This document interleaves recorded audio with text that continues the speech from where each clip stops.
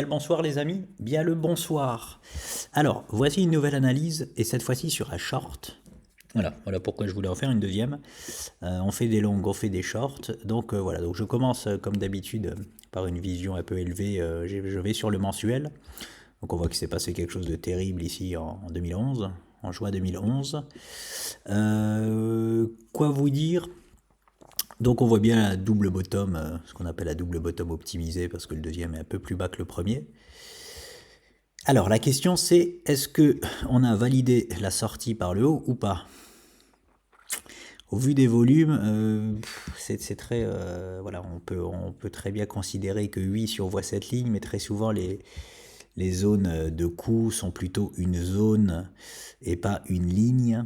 Et voilà moi comment je tracerai la ligne de coup, et on est toujours dedans. Mais disons que je me trompe et qu'on a bien validé cette structure double bottom et qu'on part à la hausse. Donc on va dire, on a cassé ici, on a fait un pullback généreux et maintenant on part à la hausse. Donc on se dirige vers cette zone-là. Vous me direz du coup pourquoi je short. Voilà. Tout simplement parce qu'on peut très bien aller chercher cette zone-là, des 29, mais d'abord à court terme, corriger dans un premier temps. Voilà. Et je vais vous montrer maintenant pourquoi je short quand même cette action. Alors déjà, est-ce qu'on a cassé vraiment la ligne de coup? C'est pas si facile que ça à dire. On peut très bien être toujours dans la... En tout cas, ce qui est sûr, c'est qu'on est dans la zone de ligne de coup. Pour moi, la ligne de coup, c'est vraiment... Voilà, ça va vraiment être ça, quoi. Et on est bien dedans. Et en plus, non seulement je considère qu'on est dedans, mais lorsqu'on va descendre en time frame et qu'on va se mettre en hebdo, voilà pourquoi je short cette action. Ceux qui connaissent le chartisme reconnaissent cette figure. On a un biseau ascendant. Biseau ascendant, c'est très puissant, très puissamment baissier. Donc ça, c'est à la baisse 82% du temps. Donc voilà, moi quand je vois ça, très honnêtement, je suis obligé de shorter ça. Ça ne veut pas dire, comme je vous disais, qu'on ne va pas être haussier par la suite, mais pourquoi pas d'abord corriger et puis après délivrer la performance haussière. Donc j'ai fait sur cette action un trade agressif, ce qu'on appelle un trade agressif, c'est-à-dire le plus souvent on casse cette figure à peu près 60%, il me semble. 60-70%, j'ai plus les chiffres sous les yeux. Donc ce qui est bien, c'est d'attendre que la figure soit à plus de 50%, et voilà, et d'acheter le support pour essayer de shorter au mieux. Là, j'ai eu la chance de vraiment bien attendre et de tomber sur cette action un peu tard. Et donc j'ai saisi l'opportunité de la shorter sur ce poids-là. Alors je suis désolé, je cache tous les montants et tout de mon compte. C'est pas que j'ai des choses à cacher, mais bon, je trouve que ça se fait pas forcément de montrer les sommes. Là, je peux pas les enlever parce que c'est mon réel compte de trading que vous avez sous les yeux, et cette ligne bleue, c'est mon point d'achat par exemple, que je peux pas enlever. Si je prends la poubelle, hop, et que je clique dessus, je ne peux pas l'enlever. C'est le réel point d'achat. Je peux tout effacer sauf ce trait bleu et ici ce qu'il y a. Donc vous pouvez voir déjà une petite prise de bénéfice que je pourrais faire tout de suite si je rachetais toute ma position maintenant. Donc voilà, mon objectif sur cette figure très simple.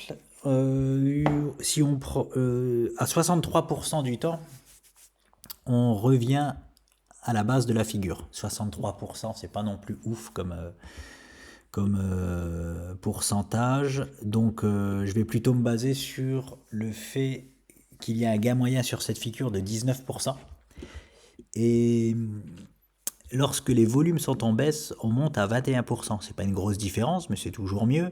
Et on voit bien que sur cette figure, je vous ai mis ici, quand on rentre dans la figure, il faut peut-être un œil avisé pour le voir, mais je vous garantis qu'on est en baisse au niveau des volumes, surtout à la fin. Ce qui est très très bon, parce que quand on monte comme ça sans volume, c'est un peu, comme dirait François Baron, un oiseau sans ailes. Voilà, ça peut vite chuter. Donc voilà pour ceci. Donc moi je vais me baser sur plutôt un objectif donc de 21%. Donc on va se mettre ici au niveau de poids de cassure. On va chercher les 21%. Ils sont là. Et la magie opère presque, parce que comme par hasard, ces 20% là rallient presque l'entrée, donc l'objectif principal de la figure, qu'on rallie 63% du temps. Donc j'adore les convergences d'objectifs, Donc ça rajoute toujours du poids à notre analyse. Voilà, la zone très probable de rachat total de ma position se fera ici. Mais je vais vous dire comment concrètement je vais procéder, parce que ici on a possiblement la ligne de coût mensuelle qui peut jouer un rôle, de support, et qu'on va pas forcément casser facilement à la baisse. Ce qui va se passer, c'est que moi c'est très simple. Je vais racheter 100% de ma position tout simplement dans cette zone-là. Je commencerai à racheter ici, maximum 50%, parce que je la vois quand même bien baissière. Je la vois rallier les 15 à 20%, et les 15%, où est-ce qu'ils sont? Les 15% de cette figure à la baisse, ils sont ici, donc voilà. Ouais.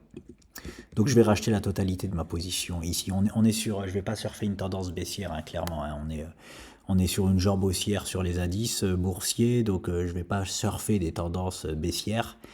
Je vais juste trader sur objectif. Là, on est sur des trades sur objectif, donc je rachète 100% de ma position dans cette zone.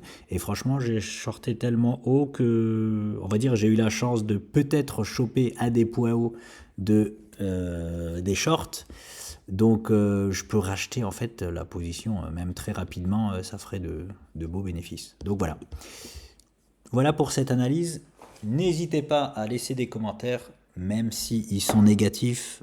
J'adore ça, ça fait toujours grandir. Merci à vous et bonne soirée.